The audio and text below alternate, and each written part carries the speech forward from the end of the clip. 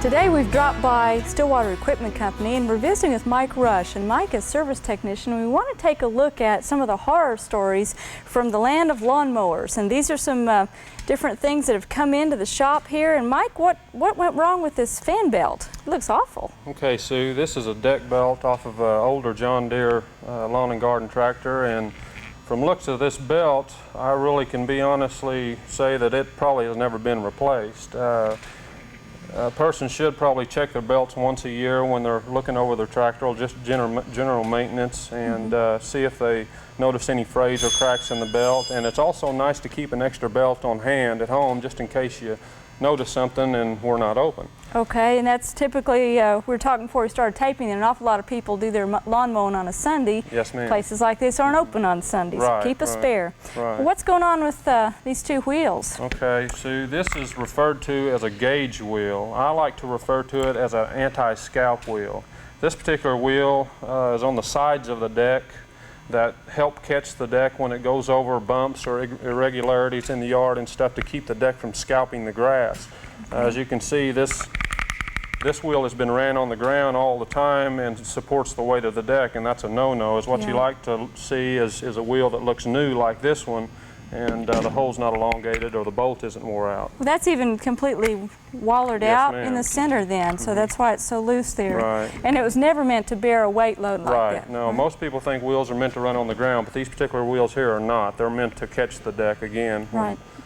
Prevent scalping. Right. Okay, well, this looks like a lovely, nice new blade, and this is, I guess, typical of what can come in sometimes. What's been happening with these lawnmower blades? Well, Sue, is what a person needs to do also is to keep an eye underneath the deck and make sure the deck doesn't contract a lot of grass build up and dirt build up and stuff, because these blades move at such a high rate of speed that they go by and they pick up dirt, and there's a lot of air velocity underneath the deck. And the lift of this blade, this lift right here, is meant to help push the grass out the side and accumulate.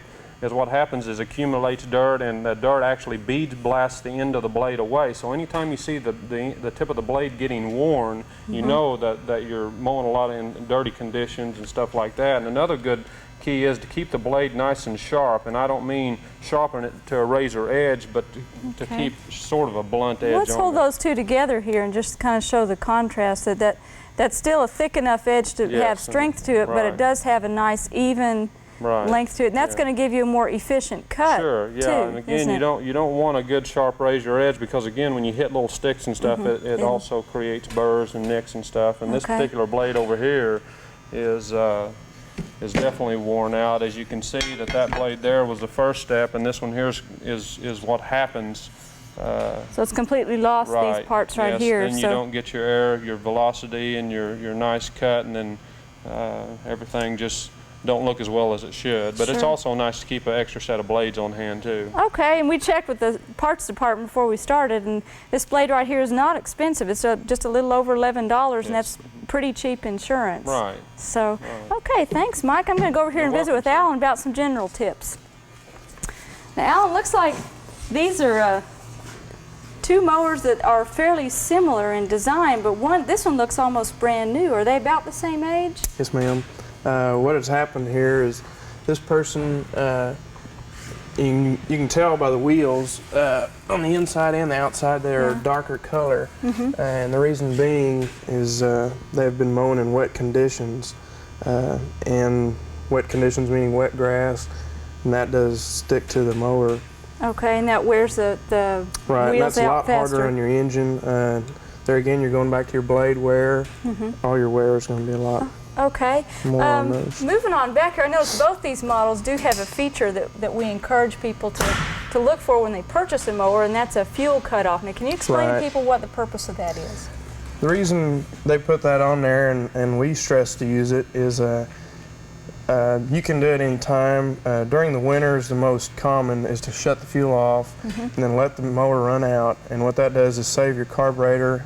It saves you from coming to see us. Right. Because the fuels nowadays are getting a lot of alcohol in them, and it really. So it's hard on your carburetor to leave Right, that and it really in there. works on your carburetor. Okay. Moving on back up here, just looks like this one has been kept a little bit cleaner. The deck's been brushed off, but before we go up to this part up here, underneath the deck, How often should they clean that gunk out that accumulates under there? There again, it depends on your usage and your conditions that you're mowing in. But anytime you can tip it up and you don't see that airflow is going through there, if there's any buildup along that deck, it's going to cause wear on not just your blades but your engine. It's not good. And also, when it comes back into your bag, like this one here, a lot of those will be just black. And what that is, an exhaust system for your mower. And that's what pulls the clippings into there, right? If it can't blow out that bag, you're not going to get a good vacuum effect on your bagging. And the easy way to clean that is take it to the car wash while you're cleaning your car, just blow it out, and it's not going to hurt it. It may knock the cymbal off, but that's all right. Yeah, that's a great idea, and I think a lot of people don't think about these as something that gets dirty, but that is a filter system that's got to have air flowing through it. One other thing I noticed, this model, they still have their operator's manual, and that's pretty important to keep handy in a file somewhere, someplace where you can get to it pretty handily and refer back to it from time to time. Now, of course, not everybody uses a push mower. What about riding mowers? What are some safety tips on these? Safety on these, first that comes to our attention is this side shield. A lot of them, people will drill holes and they just leave them up like this. And as you can see, when this is up, if there's a kid playing, cars driving by, any kind of material can fly out of here. That's just, I mean, it's not what it's made for. Right. It's made for to be down. We have them now where they're plastic, so they can give if you hit a post, a tree, whatever. And again, if you break one, you want to get a new one pretty quick. Put it on there. They're around $11, $12. They're not that expensive. Okay. This here is a gauge just to keep your deck measuring. They're also inexpensive. And like Mike said earlier, these wheels should be at least a 1/4 inch off the ground, and that's where we like to recommend them be while you're mowing, because that way if you hit a dip, then they'll go down and catch. It, but again, they're not meant to carry the load that these here carry. This also has, you said, a kill switch on it, which you don't want to disconnect. What we call a safety seat switch. And what that is a switch in the seat where if you're mowing and you get up off the seat, it will kill the engine immediately. What a lot of people do is unplug this and they'll route around it. It's a good way to end up in the emergency room. I mean, you can hear the horror stories. Sure. But if they come in, we just put them back. Okay.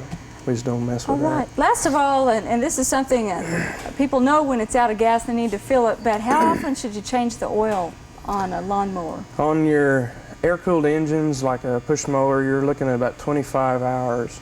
Okay. And if it takes you an hour to mow your yard, you can kind of gauge that as to how many times you mow your grass. And then if it has an air or oil filter, you can add life to it. So. Okay. And then the same way on the lawn tractors, it's the same thing. All right.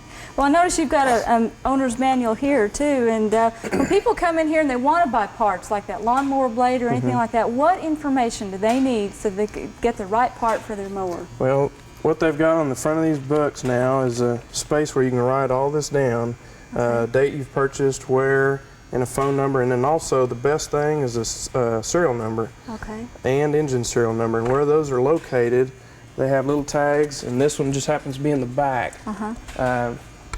If they can at least have those when they order parts, it saves a world of time and frustration for everybody. Don't just come into Stillwater Equipment and say, I've got a John Deere mower. Right. That won't cut it. Okay. They need to save time, have both the model number and the serial number, right? Okay, and keep this handy nearby after you buy it, and of course abide by those safety instructions. And Alan, we'd like to thank y'all for visiting with us about this, and hopefully that'll give you all some tips on how to add more life to your mowers.